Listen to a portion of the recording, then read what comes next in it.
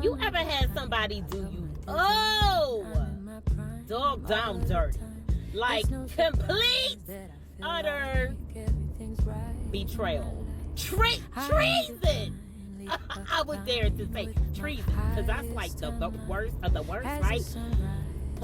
If y'all want to know how to forgive others without ever having to have a conversation with them, keep on listening. So let me tell y'all who I am. I am Regal Essence on Quick TV, on Quick TV After Dark. I am Life is a Love Goddess. I'm Life is a Laid Back Mom. I'm your crystal healer and dealer. I'm your ray of sunshine in the afternoon time. I'm your past life princess, and I'm somebody's ABA therapist. Y'all, let's get into this forgiveness. Let's get into this forgiveness without any self-closure, I guess is what you would call it. All right, so let's get into it. So today, when we talked about our goddess messages, we talked about self-forgiveness, right? So forgiving yourself.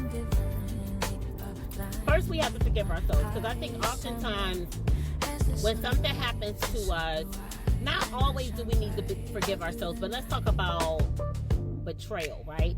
Betrayal is one of those situations where sometimes you may need to forgive yourself. Why? Why, you ask? Let me tell you.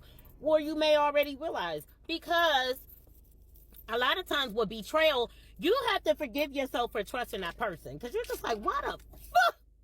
Well, I'll forgive that person again, knowing how they are, right? Or why was I stupid enough to believe, or, you know, whatever the case may be. Okay, so y'all know I can't talk and line. I wish I could. All right, so let's get into it. With betrayal, oftentimes you have to forgive yourself, because a lot of times you're just like, oh my God, why was I so stupid, right? Why did I fall for that? Why, right? And sometimes the further you get in your journey, you really can beat yourself up, because you're just like, oh my God, I've been trusting my intuition, and I really trusted my intuition, and like, look at this, right? Or you may feel like you ignored your intuition. You may need to forgive yourself for ignoring your intuition. But for me, I think the hardest part on my journey has been forgiving myself when I believed my intuition and it turned out to be something different. However, I do realize, and this segues into what I'm talking about, I do realize that for me personally, all things work together for my good. So it doesn't matter what happens, it's always going to turn in my favor, right? And I think it has something to, see, that's why your birth chart is so important, because sometimes you can figure these things out about yourself, right? So anyway, you guys, so forgiveness. Let's get into a super duper secret on how to forgive, right? So for those of you who are overthinkers like myself, and y'all, I did not realize I was such an overthinker until recently. Like here recently, because I'd be like, God, okay. I be wrapping my mind, flipping and flopping.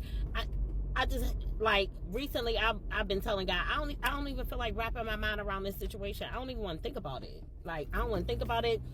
Nothing. But listen, if you are an overthinker, let me give you a hack.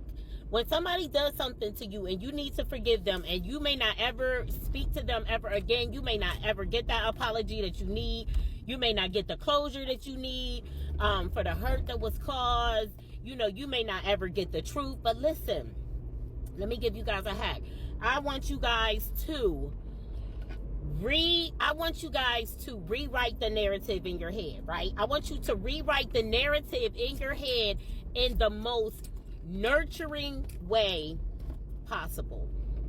I want you to rewrite the narrative in your head in a way that the situation nurtures your soul, right? And then that doesn't mean you have to speak to that person, but you're going to rewrite the narrative in your head so that you no longer see that person the way that you see that person, and it makes it easier for you to forgive. Now, you may not ever speak to them again. I mean, ever. You may not care to speak to them again. I actually think this hack works better for those who you're never ever going to speak to again. You're going to rewrite the narrative in your head. You're going to make it whatever you want, right? Let's use an example. Let's say, now this is going to be dramatic, but all right. So say somebody was supposed to pick me up from after school practice or some shit like that, right? They were supposed to pick me up. They never showed up. It ended up raining. I had to walk in the rain. I had to walk a mile to get home. And I never figured out or found out why the person who was supposed to pick me up didn't pick me up, okay? In my head, the way I could rewrite the narrative so I could just woosah is, it must was an accident. Something came up. They weren't able to pick me up. They forgot. It slipped their mind. They didn't remember. Something along those lines. You know what I mean? But I feel it works better for people that you may not ever speak to again, because sometimes if we do that, we allow people back into our lives that should not be in our lives. But I want you guys to use this whenever you know that relationship is likely going to be severed. You're not going to allow that person. You're basically not allowing that person back in order to give their side of the story. So you're going to create their side of the story in the way that is the most nurturing for you, right? In the way that is the most self-amorous for you, right? And then you're going to forgive them and you're going to go on. Now, there's multiple ways that you can forgive people. You could do a burn letter. You can write it out, write how it is that you feel and then burn it. There's multiple ways, but I like that mental hack, right? I'm going to create the narrative that I need to create in my life. I'm going to create my own Delulu in order for me to get on past this here situation. And don't forget, I'm never, that's a person who I know doesn't deserve the time or energy that I would give them for them to bring an apology, or someone that you don't know if they ever will apologize, but at this point you've made yourself completely unavailable to them anyway, because you're no longer giving them your energy. So yeah, you guys, that's a little mental hack that I have for you guys that I wanted to piggyback on to our goddess message about forgiveness. So have a happy hump day. Know that I love you. Peace.